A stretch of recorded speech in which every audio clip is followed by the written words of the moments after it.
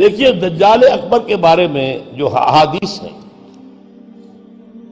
ایک بات تو یہ کہ وہ کانا ہوگا ایک آنکھ سے، اس کے ماتھے پر لکھا ہوا ہوگا کافارا، ہر مومن پڑھ لے گا چاہے پڑھا لکھا ہو یا نہ ہو، وہ خدائی کا دعویٰ کرے گا، اور اس کی قوتیں کتنی ہوں گی ذرا نوٹ کیجئے، لا تزع قریۃ الا حبطھا فی 40 لیلۃ،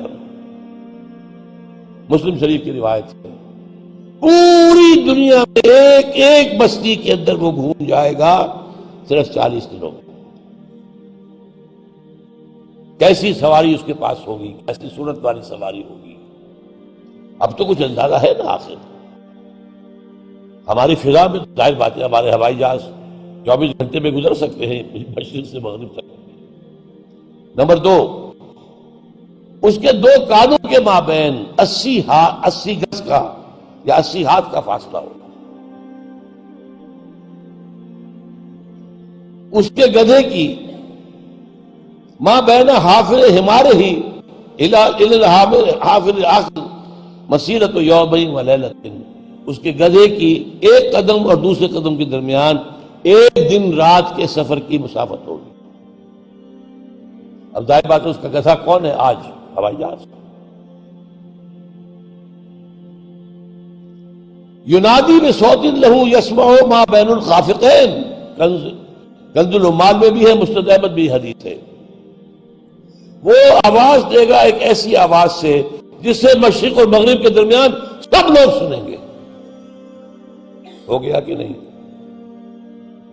بش کی تقریر سب سنتے کہ نہیں؟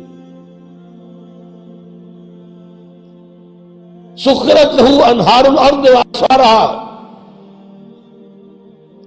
یامر السماء فتمطر والارض فتنبت، اس کے لیے تمام دریا اور پوری زمین کو سخر کر دی جائے گی۔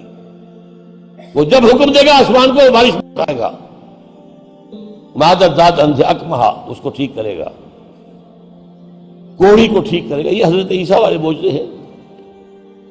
یحیی الموتیٰ، مردوں کو زندہ کرے۔ آج جو ہے کلوننگ اس جگہ تک پہنچ چکی ہے کہ آپ کے والد کی قبر سے لاش میں سے کوئی تھوڑا سا ٹکڑا نکال کر والد بنائے جا سکتے ہیں۔ یہ دوسری بات ہے کہ ابھی بحث چل رہی ہے، ہیومن کلوننگ کی کھلی اجازت نہیں دی جا رہی، لیکن آ گیا۔ ایک آدمی کو چیر کر 2 ٹکڑوں میں بانٹے گا اور پھر زندہ کر دے گا۔ وَيَبْعَثُ مَعَهُ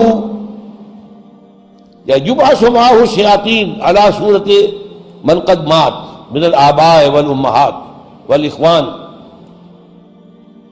فیاتی احدہم الی ابیہ واخیہ فیقول الست فلانا الست تعرفنی، اس کے ساتھ شیاطین جن کا لشکر ہوں گے، اور ان کی صورتیں وہ بنا دے گا لوگوں کے مرے ہوئے ماں باپ اور بھائیوں کی سی، اور وہ آ کر کہیں گے دیکھو میں تمہارا باپ نہیں ہوں، پہچانتے نہیں مجھے، میں تمہارا بھائی نہیں ہوں، پہچانتے نہیں ہو مجھے، ارے میں تمہاری ماں نہیں ہوں، پہچانتے نہیں ہو، یہ خدا ہے، اس کو کرو سجدہ۔ عام کفر و الحاد۔ اور ایک بات جو سب سے اہم ہے جو آج شروع ہو چکی ہے اور میں تفصیل بیان کر چکا ہوں، کائرو کانفرنس اور بیجنگ کانفرنس اور بیجنگ +5 کانفرنس، اور وہ بھی یونائٹڈ نیشنز کے تحت، آخر من یخرج الیہ النساء، آخر میں جو اس کی پیروی کے لیے نکلے گی گھروں سے وہ عورتیں ہوں گی۔ حتیٰ ان الرجل لیرجع الی امہ وابنتہ واختہ وعمتہ فیوثقها، یہاں تک کہ ایک بندہ مومن جائے گا دوڑ کر اپنے گھروں میں، اپنی ماں کو، بہن کو، بیٹی کو، بیوی کو باندھ کر جکڑ کر رکھنے کی کوشش کرے گا، اور وہ رسیاں توڑا کر اس دجال کے پیچھے بھاگے گا۔ وہ نقشہ ہے آج۔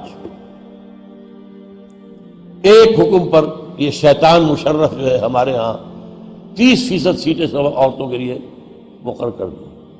بھائی امریکہ تک میں نہیں ہے، تو ان کی پیروی کر رہے ہو، وہاں بھی نہیں ہے یہ ہم ان سے بڑھ کر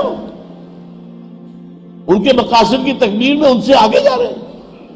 اب دیکھتے دیکھتے ہماری بات کو دیکھ کر انڈیا کے اندر بھی آیا ہے کہ 30% سیٹیں سب کی جو ہے خاص کر دی جائے عورتوں کے لیے، وہاں وہ نہیں ہو پا رہا۔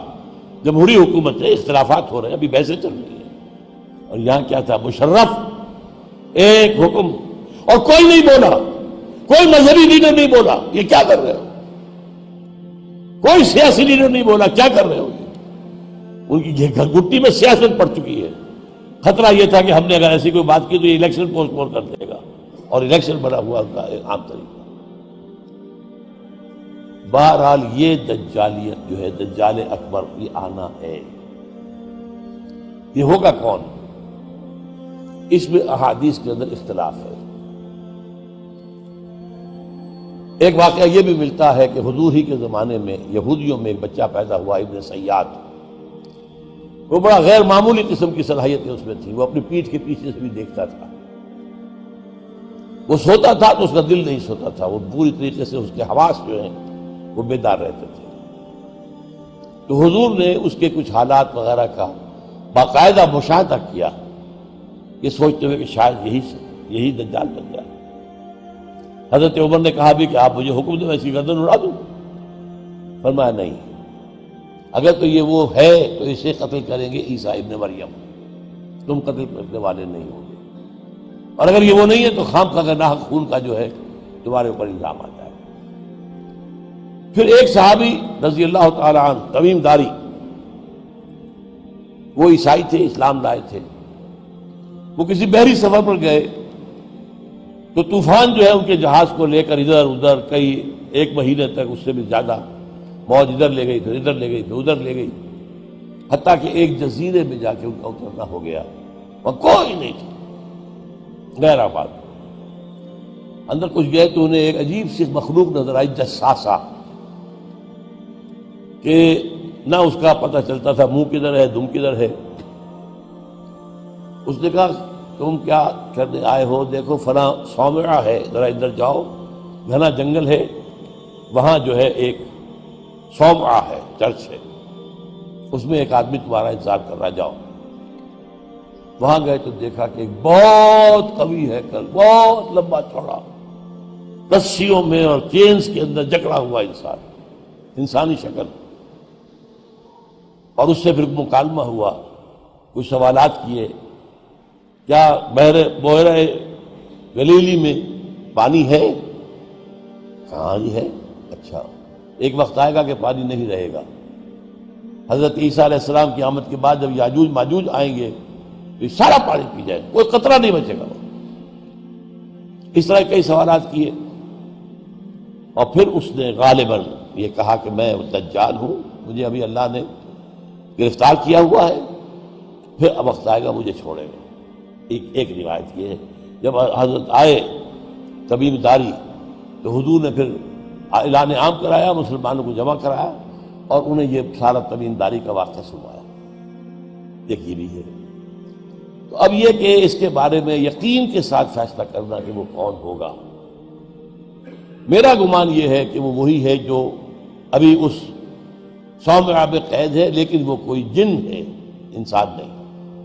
عزازیل جو شیطان لعین ہے، اس کا کوئی بڑا جنرل ہے، جو کہ آخری وقت میں آخری امتحان کے لیے انسانوں کے اللہ تعالیٰ کی طرف سے اس کو چھوٹ دی جائے گی، اور یہ ہوگا حضرت عیسیٰ علیہ السلام کا جو حکومت کا دور ہے 40 برس اس کے آخر میں، اور اسے بھی پھر حضرت عیسیٰ علیہ السلام ہی قتل کرے۔ لیکن اس سے پہلے یہ ہے کہ اتنی بڑی ہوا چل چکی ہوگی کفر اور الحاد کی، اور جو ہے زوال آ چکا ہوگا، کہ پھر حضرت عیسیٰ کا انتقال ہونے کے بعد کچھ ہی عرصے کے بعد اللہ تعالیٰ ایک خاص ہوا بھیجے گا کہ جن کے دل میں بھی ایمان ہے ان کی جانیں بڑی آسانی سے سہولت سے نکل جائیں گی۔ اب دنیا میں صرف کافر، فاسق، ملحد، مشرک، گناہگار لوگ رہ جائیں گے، ان پر قیامت کی ہولناک جو زلزلہ ہے، یا ایھا الناس اتقوا ربکم ان زلزلۃ الساعۃ شیء عظیم یوم ترونھا تذہل کل مرضعۃ عما ارضعت وتضع کل ذات حمل حملھا وَتَرَى النَّاسَ سُكَارَىٰ وَمَا هُم بِسُكَارَىٰ، یہ جو سختیاں ہیں یہ کفار پر آئیں گی، اہل ایمان پر نہیں آئیں گی۔ اب یہ ہے میرے اور آپ کے لیے انفرادی سطح پر تو فیصلہ کیجئے، ہم اپنے اندر سے دجال کو نکالیں۔ محبت اللہ سے، دنیا سے نہیں، طلب آخرت کی، دنیا کی نہیں، فکر روح کی، جسم کی بھی کرو لیکن اس کی اولاً کرو، اور وہ نظام قائم کرو جس میں حقیقت اللہ کی ہو، جس کے معاشی نظام میں سے سود اور جوئے کو نکال کر باہر کر دیا گیا ہو۔ معاشرہ وہ ہو جس میں عفت و عصمت کی ویلیوز ہو، شرم اور حیا کی ویلیوز ہو، خاندان کا ادارہ مضبوط ہو۔ یہ سارا کام اجتماعی سطح پر، اور خود اپنے ایمان کو اتنا مضبوط کرو کہ اگر ہماری اپنی زندگی میں وہ دجال اکبر کے آنے کا وقت ہو جائے تو ہم اس کی سختیوں کو جھیل سکیں، برداشت کر سکیں، ان امتحانات میں سے گزر سکیں، اور ایمان کے اوپر ثابت قدم رہ سکیں۔ اللہ تعالی ہمارا مددگار ہو۔ اقول قولی ھذا واستغفر اللہ لی ولکم ولسائر المسلمین والمسلمات۔